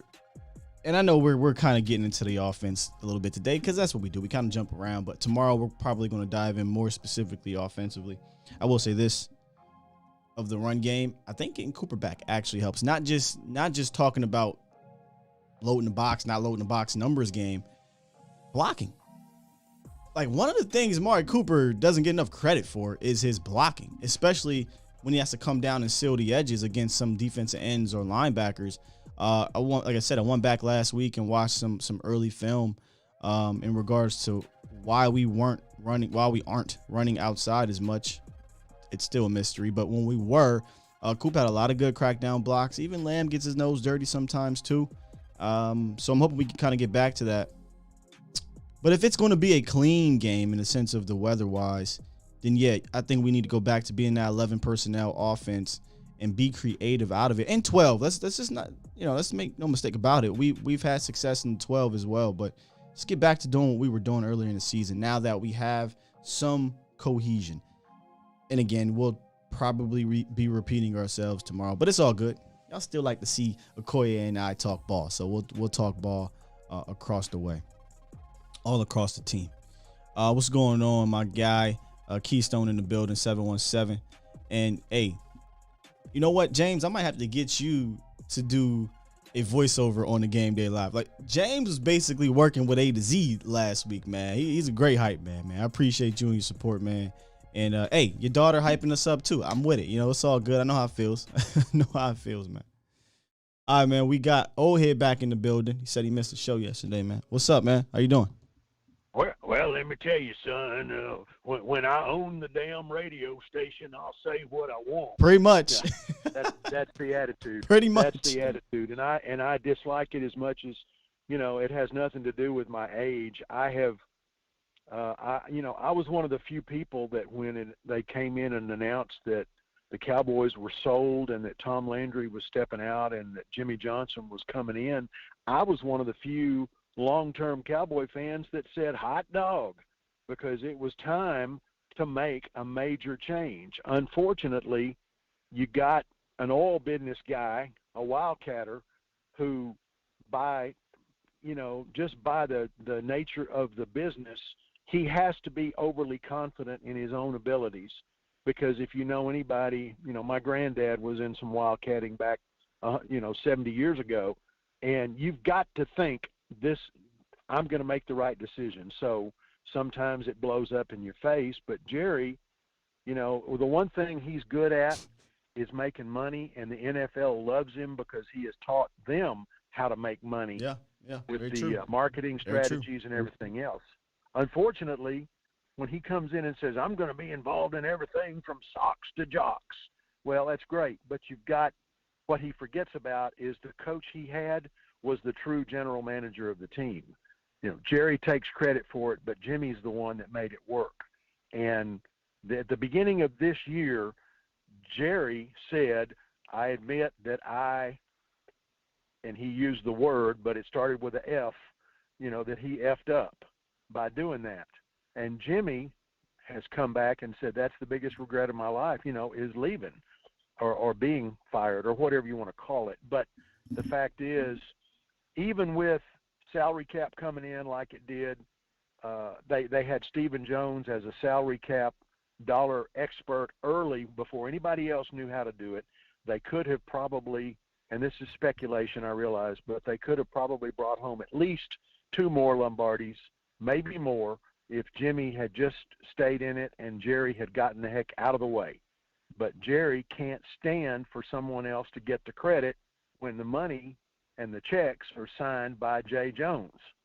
And that's obvious, but a lot of people think that when Jerry says he knows everything about it, that he really knows everything about it. And the thing he does know how to do is make money, and it's gotten to the point where, his billions have continued to grow. I think I saw a program the other night showing all the toys that he has, from private jets to helicopters to the $250 million yacht. You've seen the YouTube about Jerry Jones, I'm sure, and his worth somewhere is right around $9 billion, not counting, including the Cowboys and AT&T Stadium and all that. So anybody that thinks, I don't know what I'm doing, but I continue to grow billions, he can't accept the fact that he needs to turn leadership over to somebody else. I thought this year was going to be the time, but with COVID and everything, he saw his opportunity to sneak back in, and we don't know what's going on in the offices. who's really making the calls, if McCarthy really has something to say about it, personnel-wise or whatever. But, Will McClay needs to be left alone. They need to name him general manager and get out of the way, except for Steven doing his magic with the salary cap, which he's always done. You don't think so? No, Steven is a cap wizard. He just gets on my nerves how cheap he is. Cheap in the sense of he don't go ahead. I'm sorry. Go ahead. Cheap in the sense that he got bit by. Well, I don't think he got bit, but he thinks he got bit by Brandon Carr. So now he's like, I'm not paying for anybody else outside the organization. Okay, when other teams are winning Super Bowls by doing that, but all right. He made that mistake, and now they're afraid to pay for anybody except for the quarterback. I think they're really getting second guessed on Zeke's contract now, and I feel bad for Zeke because just what you talked about before.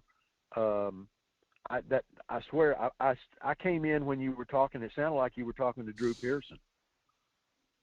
The James. gentleman earlier before. James, no, yeah. it was before James. Oh, before James? Long-term conversation. It sounded like Drew Pearson, but he was saying, and I thought, wow, he sure is being honest because Jerry sure did him a favor with the Hall of Fame thing. But anyway, yeah. What you got for the game this week? Because Jerry, I knew this is why I don't talk to Jerry, because I knew Jerry would take us down this road where we get frustrated and things like that. And I don't blame y'all. Definitely the old heads in the group who have went through this prior to me even being born with Jerry. I start talking about the history, and I know that that goes into an area it goes not go into, but some of us lived it. I mean, anyway, I think what you said, they need to let Pollard carry the load. I don't know if Clements, has anything left in the tank to be an effective backup. But one thing I do know is that, like you said, when you can see the man limping, talking about Zeke, when you can see him limping out there and the line is not giving him any help as far as blocking schemes, whether it's Kellen or whether it's the line or a combination of all of the above, or maybe the league has him figured out now and they just haven't made any adjustments. But Zeke, they're going to run Zeke to the point where he's damaged permanently, and they're going to be looking to unload him. And they still have a salary cap hit next year, I believe, of considerable chunk. They can't just unload him and write him off like so much garbage. And I think Zeke still has, I think he still has something in the tank if they'll just let him heal. And like somebody said earlier, and what I've been saying all along, he needs a couple of games where he doesn't do anything, totally off the field, inactive, let his knee heal and do that. And I think as soon as Dak starts feeling like he's got that protection again, I think he'll start making the throws that he needs to make. But, when you got somebody slapping you in the ear, it's like you pointed out to me last week, it's kind of hard to make a decent throw. So we just need to get back to where we were, and maybe getting McCarthy back on the field will, help to give some leadership and some guidance there. But Jerry needs to stay the hell out of the way, and I don't think that'll ever happen until we're announcing his funeral on TV. And I don't mean to be disrespectful about anybody dying. I'm just saying, if he won't stay out of the way, the only way that we're ever going to make any progress in reality is keeping Jones, out of the business. I mean, out of the operation of the team. And I wish there was another way to put it, but I don't see that he's ever going to have enough sense to stay out of it, because he thinks as long as he's making money, he's the man that knows what's going on, and the two don't necessarily equate. He may not be making your big paycheck, but he's still up there I'll trade places. Yeah. I'll trade places with Jerry Jones in a heartbeat. Anyway, I had to get in today. I'm fixing to head into a meeting. And I just want to let you know I hadn't forgotten about you. You didn't make me mad. I wasn't going off with take my toys and go home. I've just been good, man.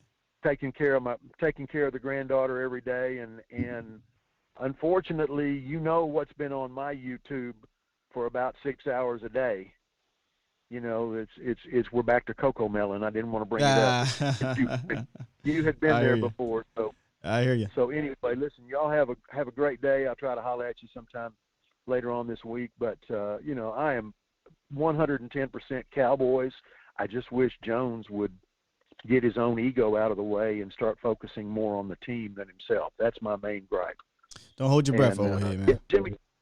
Getting Jimmy Johnson back for a general manager might not be a bad idea either. But Jimmy's I don't game's know that passed. he's got. Yeah, Jimmy done. Yeah, let just Jimmy keep calling he can make money just showing up on TV. So anyway, listen, you be good, bro. Thanks, and man. I appreciate what you're doing, and say hello to everybody for me, and to my buddy Tony out in Tampa. You know, just be safe. He's probably trying to get the Christmas toys delivered at the last minute. So help Santa out, and we'll talk at you later, man. Have a great day. All right, brother. Appreciate you. I'm about to get a segment for Old Head. It's going to be the Old Head segment. It's going to be a segment. The segment. It is what it is. Appreciate the call, Old Head. He talked about Jimmy being a GM. No, I think Stevie Mack brought up a potential name earlier, which he ain't the only one who brought this up. It was talked about before, but I would be interested in Troy Aikman. Probably like, screw Troy, hates Dallas, yada, yada, yada. I'd be interested. If he wants to bring someone that's not in the building, I think Will McClay would be a fine general manager. I would just let Will McClay do his thing. I'd be interested in Troy. Yeah. Troy Aikman. What you think about that? He said need to be on the timer. You can call in, Steve. You can call in, man. You can get your take off too, man. I try. It's maybe I go too long, but I try to let everybody get whatever it is off their chest. I could tell Old Head had some on his mind about Jerry Jones. I ain't mad at him. You know, people like that have been through Tom in the early stages of Jerry, and then through this stages of Jerry. I didn't get a chance to see Tom in the beginning stages of Jerry. I was too young to understand all that. So hey, man, I get it, man. I get the frustrations, you know. Get it out. Get it off your chest. 469, I think you've been on hold. 469, you there? Yep. What's going on, bro? What's going on, man? I'm good. How are you? Good, man. I'm good. Appreciate you. And I'm just calling in, man. You know, I just seen I'll get my takes off too. Sure. Yeah, go ahead, man. Really, with Jerry, man, I don't even have a problem with Jerry anymore because he just been doing it so long, man. You know how you try to tell your kid to stop doing something, they just keep doing it. You just, man, you just gonna have to learn one day. So I just think I know we all just go at Jerry about it, but he's like it's one of those things where it is what it is. Like, it's not going to change. So we just kind of just, you know, it is what it is, man. Because in Jerry's eyes, he looked like he probably looked at it like I have won more Super Bowls being in the limelight than I have not being in the limelight, which don't make sense. I'm talking about compared to other franchises. I ain't talking about the 25 years we haven't won shit. But neither here or there. My real thing is, man, I was watching that Kurt Warner breakdown of Dak in the offense. Great breakdown, man. It was a beautiful job that he did. Before I let you go on, I want to recommend watching that because what Kurt does is he does a beautiful job explaining everything from the quarterback position, the issues on a certain play, to the actual play call and design that's a problem, to the down and distance, receivers cutting off routes or what have you.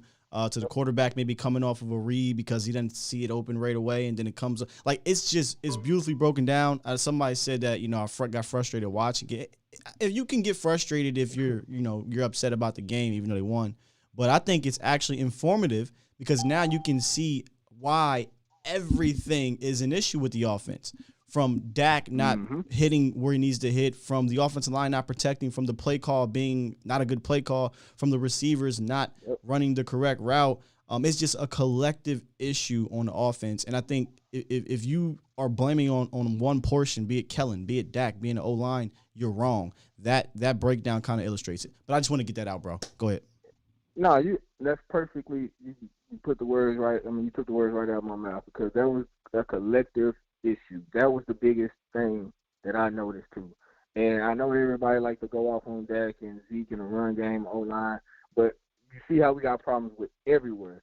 And even with those problems, man, we still putting up points. So that's like the silver lining to everything, I guess. But and there's some things we can fix. But even with that, I would say it does start with Dak. And that's just me personally. I feel like that That's the even nature when I of was the watching beast, the ain't it? breakdown.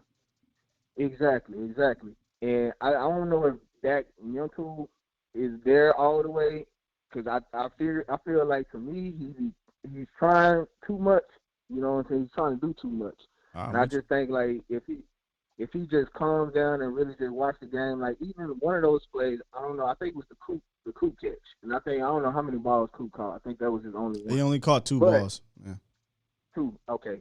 But the first one he caught, CD was wide open on No. I mean, touchdown. No, he wasn't. See, I noticed somebody You don't think said so? No. Somebody said that. I think it was on Twitter or something. I think I could see one man there. Did you watch the bird's eye view? The safety. No, I didn't see. I ain't gonna lie and say I did. The Okay. safety was over there. Yeah. So the safety played that correctly. CD would have called it, and he would have had to either run out of bounds or had to dance around the safety, and then the linebacker would have rallied That's what over. I was saying. Okay. Yeah, but no, he made the right. He made the right play. It was a 41-yard gain.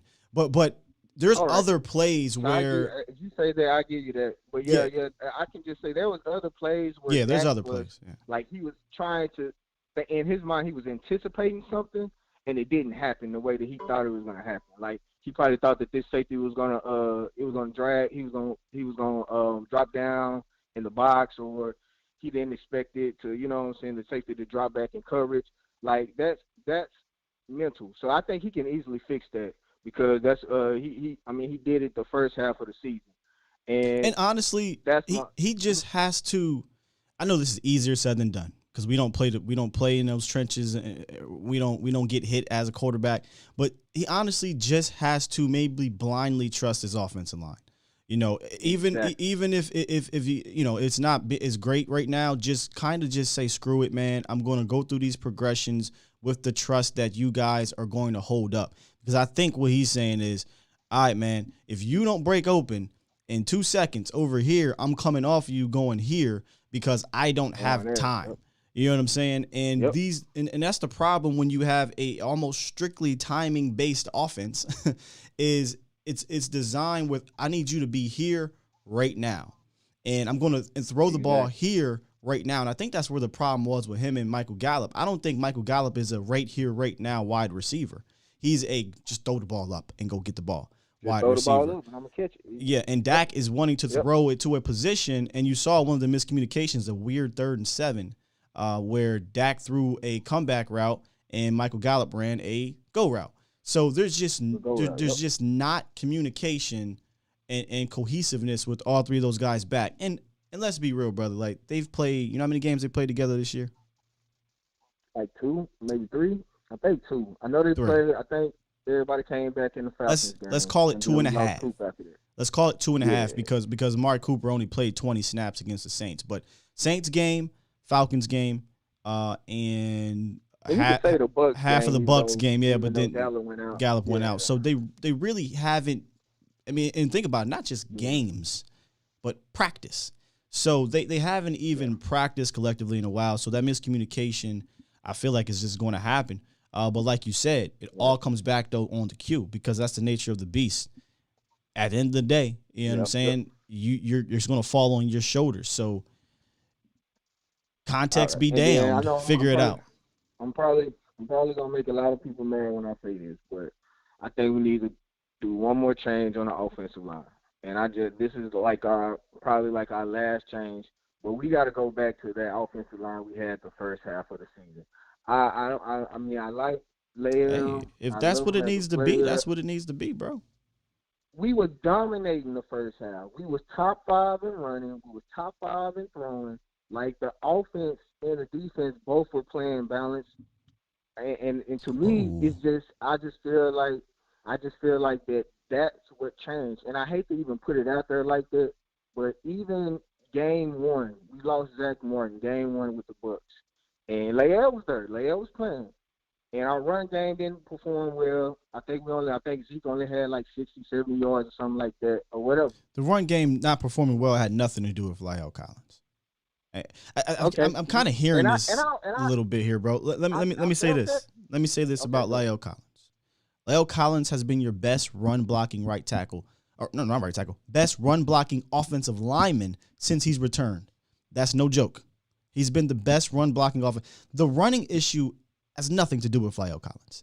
This is more to do with the collective problems from Zeke being injured, from your offensive coordinator not having any creativity in the run game, and from your offensive line as a whole just not playing well. But if you want to break it down individually, that's you got a center and left guard exchange. A center left guard issue. So what happened though? What happened? I just told you. From the first half, we went from like I just told you. Listen. Listen. So Zeke. Put it on Zeke, and I'm talking about the creative for it, because Kelly was very creative. Exactly. But that's a massive part of why the offense running game worked, in my opinion, right? You had a healthy Ezekiel Elliott who was making people miss, who was seeing things better, who's not playing on one freaking leg. You had Tony Pollard, 5 of the first 6 games, he got double-digit carries. 2 of the last 6, he's only gotten double-digit carries. You know what I mean? So, like, we're literally reverting or regressing from the things we did well. And then you do have the offensive line shuffle. My thing is just find a 5, grow with it. If you think it's Terrence Steele and not Collins, but Terrence Steele and Williams, so be it. My belief, bro, is that I think you're good at right tackle with whatever you do. However, I believe La'el Collins is too good of an individual player to just rot on the bench. So put him on the bench. No, I don't want to put him on the bench. I would rather. I'm done with the whole Connor games, man. Those little squid Connor games. Get rid of. For me, bro, for both of them, they both need to go, bro. They both need to get their little numbers. I forgot the area. What do you say?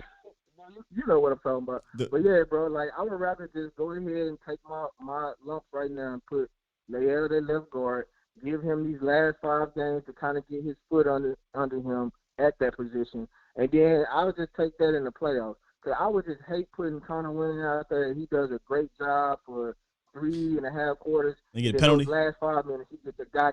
Man, and we lose, and we get kicked out of field goal range or touch the red zone because of it. Man, Cowboy Nation would just lose it. So I don't know about that. I'd rather just go ahead and just put La'el right there right now and just go with that lineup. But, you know, I agree with you about the whole Zeke thing. Zeke needs to sit. He needs to recover, man. He just needs to recover. We don't need him as much right now, but especially with TP running the way he's running. If he's healthy, we need him, but he's not, and I think he's a detriment. But if you're going to do LC to left guard, I feel like, man, this is the time to do it. Like this is the time to do it, because you don't want to do this 2 games before the playoffs, right? Like, we're making another change. It's too much. This is too much going on, man. I'm at the point. It was a fun little conversation, you know, when you're 6-1, you got 12 games left, whatever, right? You got all these games left. All right, now we're down to the nitty gritty. You, unfortunately, you thought you were going to have your starting 5 for whatever it was for the whole season, but you had, you know, Connor getting penalties, and they wanted to bring in La'el. Then you got Tyron goes out, Steele goes out, La'el gets suspended. So you had no choice. Now everybody's back. Figure out what you want to do, and let's roll. Yep. So, I mean, that's all I had to say, man. Great call. Man. It's always good talking to you, man. And, you know what I'm saying, let's go ahead and get the W, wrap this division up, and then we can go celebrate all together as one. And maybe if we win a Super Bowl, all Cowboy fans can come together and enjoy the parade, and we can just leave all that division behind us and stuff. I tell you something right now, bro. There's going to be some Cowboy fans that still ain't going to be happy. Man, don't say that, man. I'm telling you. We all need to go find them, man. We just do Smoke Cowboy witch hunt. Yeah, got you, bro. Appreciate you, man. Smoke 14, you must have just jumped into the chat. You keep sending donations talking about this Kurt Warner video. That's what we've been talking about for the last 15 minutes or whatever it was. 10 minutes was the Kurt Warner video. But hey, I appreciate super chat. I'll read them, even though. Still, watch the Kurt Warner talk our last game, bro. We did that. Kurt Warner showed the offense tape versus the Saints. It's on YouTube and it's deep too. Need to watch, man. Zeke is not the issue, just his knee. We've been talking about that. It's all good, Smoke. Just running back a little bit. Zeke is absolutely a major part of the issue in the run game, but not the only issue. That's what I was telling the caller. I forget his name. My apologies, bro. Is that why isn't the run game what it was? Well, a multitude of things. Your running back literally is playing on one leg. Number one. Not saying that's the number one thing, but just one. Point two, your offensive line is not as good as it was earlier in the season. I think Williams is a better run blocker. Govern is not. It is. Number three, your scheme is not being called the same, and I wonder if it has to do with Kellen Moore knowing Ezekiel Elliott can't hit those outside runs. Ezekiel Elliott can't make the cutback. Everything is A gap, B gap, A gap, B gap from the shotgun. There's nothing creative out of it. Play action seems to go obsolete. One series is working like hell. He throws it away. I told you, I got a little jealous watching this Washington game since we're talking about Washington's offense, and it's because they run a ton of play action.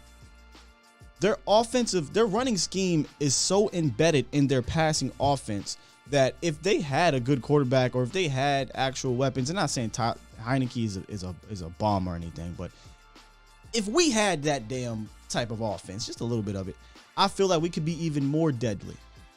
Even with the injuries that aren't the injuries, but yeah, the injuries and the continuity issues up front, because it's not about the talent up front. It's more so the scheme. And I think what we saw over the last month and a half, 2 months is that we're relying on the talent solely. And I've been saying this for years. Sometimes when you're down bad, you have to be able to out-scheme another opponent. You have to be able to out-coach another opponent. And I thought we were doing that pretty well earlier in the season, but that could just be, hey, our talent was healthy. Now it's not, and it's like, yo, number 4, I need you to I need you to win this, bruh. Well, coach, we gonna do? Nah, you beat him, y'all block. Make it happen. And that's not, you're just not gonna win Super Bowl that way. You know what I mean? Now, if all the horses are there, 9 times out of 10, usually that's not the case. Somebody's hurt, somebody's hampered. You're not going to have the Great Wall of China in Dallas in front of you. It's going to be issues. You got to find a way to scheme around that, and then as a Q, overcome that. Samuel, appreciate the donation. Super chat. He says, what do you think about sitting Zeke, getting Lamb some touches at running back? So, you know, Samuel, you probably just jumped up in here over the last couple days. I need to sit Zeke. That's where I'm at with it. But yes, we talked about CD Lamb earlier in the year. This is somewhere that creativity, it just disappeared. CD Lamb was getting touches out the backfield. Yeah, I'm not saying give him 10 carries a game, but my boy Foot said something that really had me thinking like they should utilize him kind of how the Niners utilize Deebo Samuels, because they're very similar after the catch. These are yak guys. These are tough guys to bring down. I'm like, yo, that's true. Get the ball in your playmaker's hands. Little things like this, I think, would help your run game when you're being a bit basic. Let me see here, man. Yeah, it's all, hey, Smoke. It's all good, Smoke. I just saw that you were very adamant about the Kurt Warner thing. But yeah, we've been talking about the Kurt Warner. And again, I'll reiterate, go watch it. It really takes you inside the mind of a Hall of Fame quarterback and what he sees and really what he's coaching. Because what he's doing is he's taking the tape and he's saying these are the coaching points in the film room. It's really good stuff. Wayne says, Sky, I live right down the street from FedEx. The weather report says 69. Oh, 69. 79% chance of rain. Oh, Saturday, 69, 79% chance of rain. Sunday, 48 degrees, 3% chance of rain. So, okay. So we'll have a basically just a nice, crisp, cold noon kickoff here. 1 o'clock kickoff at FedEx Field. Trash field, by the way. I mean, I know y'all saw the video of the pipes bursting and sewage just leaking on fans. It's an awful field. I've been there a number of times. Cheap to go, but that's a terrible field, man. D Block says, hey, Sky, is Kellen Moore that guy? About to find out. Don't know anymore. I think Kellen Moore's a smart dude. There's no doubt about it. I think Kellen Moore is going to be head coach in this league. I think Kellen Moore can dial it up. Been tough. It's been tough the last month and a half, but I'm not all the way out on Kellen. It's more of a, they got a hold on Kellen. Put a hold on you real quick, man. And it's not all his fault. And that's why I say go watch the Kurt Warner thing. That kind of illustrates a little bit of the issues kind of over the last month, not just on Thursday. Killing to be Dylan says defense has figured out Dallas's game and we just need to adjust and of course get healthy. Great point. Great point. Special K said, I don't know why we're talking about left guard for next year. We got it on the team and it's Lyle. That's something we talk about a lot, ain't it, Special K? You know, next year, if you don't want to draft a guard, I'm telling you, man, the conversation now to move, like, if you're going to do it now. But if you're not, the conversation's in the off season. I think you roll with Lyle at left guard next year because you have that off season to get it together, right? Lyle can train to be the left guard because as much as most people believe this is like some Madden where you can just, I'm just going to put you at a position you ain't played in 5 years, and you're going to excel at this high elite level. That ain't how it works. You know, there's a lot of training, a lot of practice that goes with it, and they can't do that during the season because you got 2 padded practices. I don't even know if you have that. So if that's why, if they're going to do it now so we can have 5 games of actually playing in a game. If you're not going to do it, I would most certainly revisit this in the off season. And you got Steele under contract. You can probably extend him on the very cheap. And then you move Lyle, who's locked up for long term. You got Tyron locked up long term. Biotish on a rookie deal. Zach locked up for long term. You still got McGovern as your swing utility guy, and you continue to still draft offensive linemen. You got Matt Forniak in the hole, get you another center, get you another guard, and you continue to just keep that depth at offensive line. Dario, his question, is Zeke hurt? Yes, sir. Yes, sir, he is hurt. My man James said, this is what's been missing, those complex reads, Cedric Wilson option pass, CD handoff. I didn't even think about that. When the last time Ced did something? We've seen the razzle dazzle with TP. Smoke says he wants a beast of a center and a dog of a left guard in the draft. Just like we beg for safety, we need that next. Oh, man, help me please with a safety. I would love to draft a high end safety. Center could use some competition. Sadiqa said, anything. What's up, Sadiqa? Anything is better than the Buffalo weather. Buffalo weather was awful.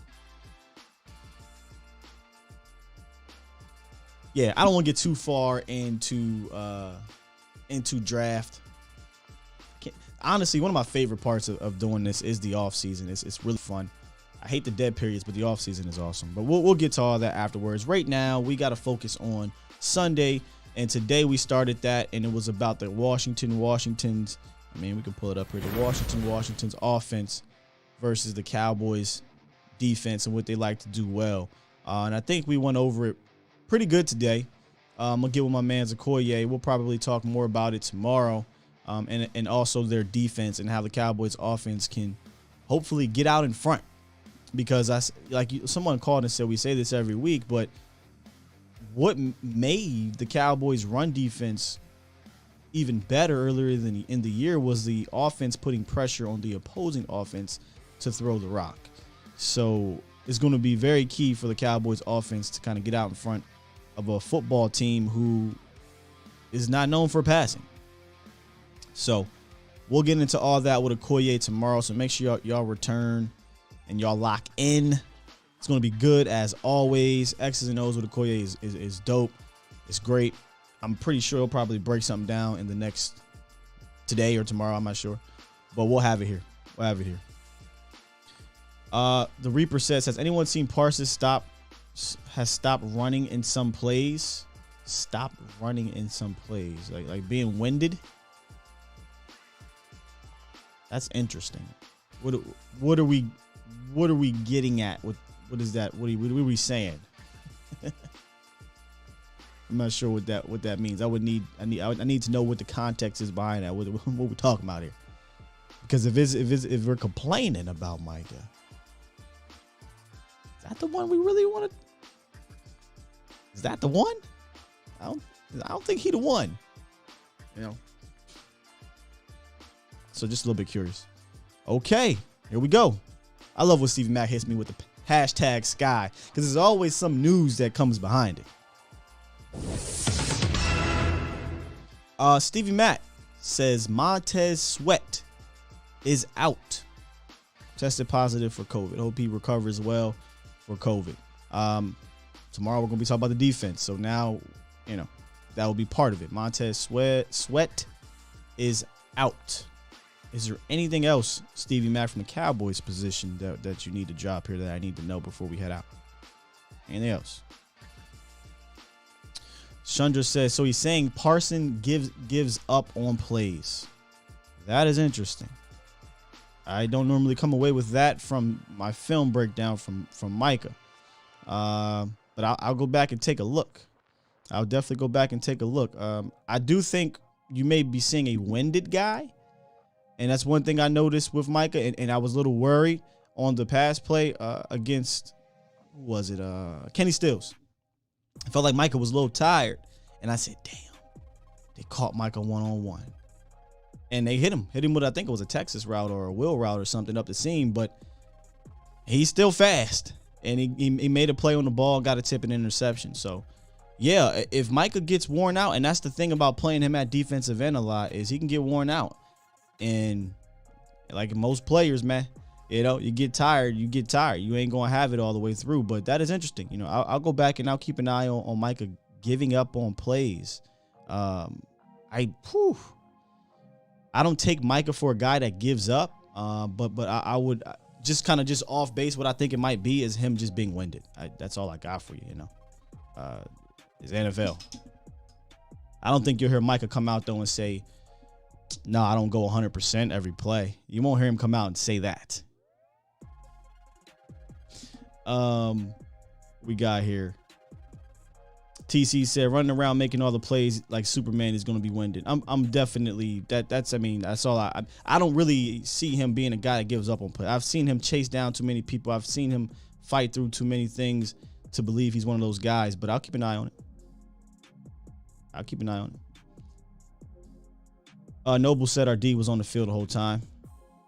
That can't happen. That can't happen this week. That's one of the things we talked about in our notes for this offense. Washington will try to command time of possession and dominate it and keep your D on the field. So with that said, guys, excuse me.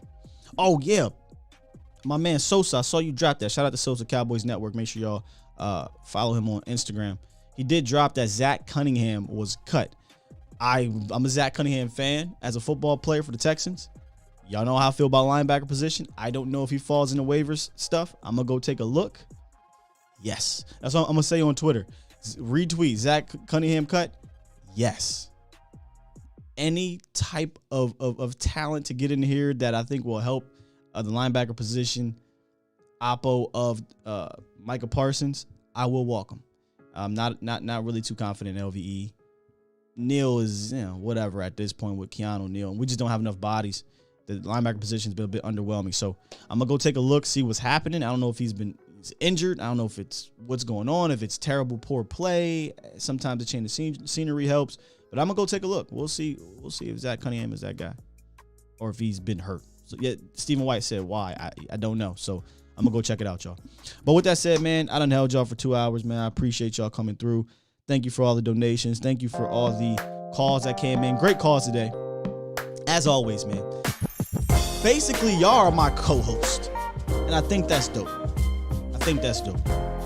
Appreciate y'all coming through. Later tonight, we'll have Mauricio Rodriguez. I saw breaking news and that threw me off. A to Z Sports Primetime. Very smart, very sharp. Make sure y'all check that out. Also, A to Z Sports Dallas.com. As always, go check those guys out there right on there. I'm probably having an article up today.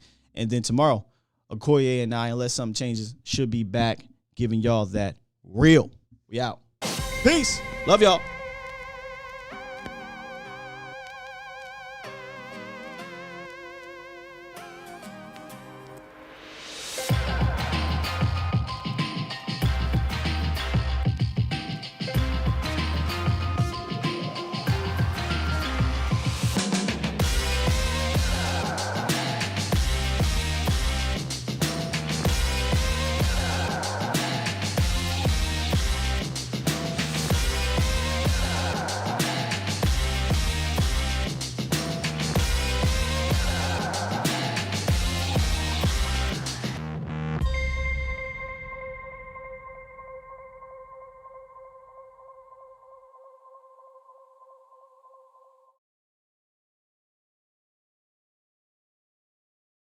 I want me some glory hole.